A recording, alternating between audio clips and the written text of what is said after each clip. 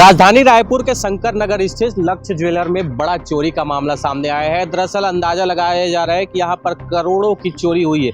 पूरा घटना शनिवार से रविवार की मध्य रात 12:30 बजे का बताया जा रहा है। सीसीटीवी फुटेज भी सामने आए हैं जिसमें संदिग्ध 2 व्यक्ति भी नजर आ रहे हैं। सब बात सामने आए।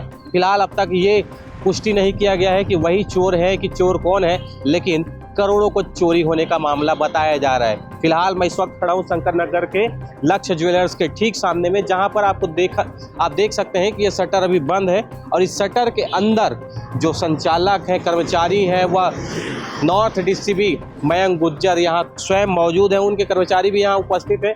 अभी कुछ देर पहले यहाँ पर डॉग स्क्वाड और जो क्राइम ब्रांच की टीम है तमाम अमले के साथ यहाँ पर पहुंचे हुए थे और आसपास में पूरी छानबीन की गई है, जिसके बाद से लगातार डीसीपी मयंक गुज्जर यहाँ पर बैठे हुए हैं। उनकी गाड़ी भी वहाँ पर खड़ी हुई है और वो लगातार पूछताछ करते हुए ये जानने का प्रयास कर रहे हैं कि आखिर ये चोर है कौन, ये कौन सा गिरोह है जिनके द्वारा इतनी बड़ी चोरी को अंजाम दिया गया है। आप देखेंगे कि अंदर तमाम वो अमला बैठा हुआ है, लोग बैठे हुए हैं और उनके द्वारा लगातार पूछताछ की जा रही है।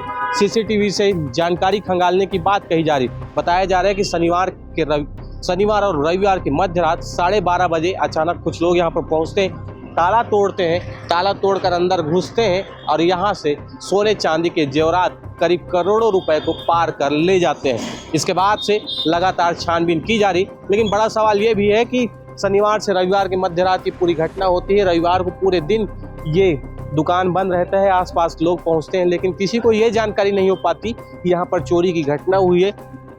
आज सोमवार की सुबह जब संचालक यहाँ पर पहुँचते हैं तो देखते हैं उनके दुकान का ताला टूटा हुआ है। इसके बाद वो खमारडीह थाना पहुँचते हैं। खमारडीह थाना जाकर वो पूरी जानकारी देते हैं, जिसके बाद तुरंत ही खमारडीह थाना का अमला पहुँचता है। उसके बाद वो तमाम अधिकारियों को सूचित करते हैं। इसके बाद लगातार पूरा प्रशासनिक अमला पहुँचता है, क्राइम ब्रांच की टीम पहुँचती है। उसके बाद से यहाँ पर जो चोर है उनको पतासाजी करने का लगातार प्रयास किया जा रहा है। फिलहाल देखने वाली बात यह है कि चोर को आखिर कब तक पकड़ा जाता है, क्योंकि यहाँ राजधानी रायपुर में लगातार क्राइम का ग्राफ बढ़ता जा रहा है और ऐसे वारदात होते जा रहे हैं। फिलहाल अपडेट के लिए बने रहिए सीजी भास्कर के साथ, क्योंकि जैसे ही चोर कहीं से पकड़ा जाता है हम आपको सबसे पहले बताएंगे।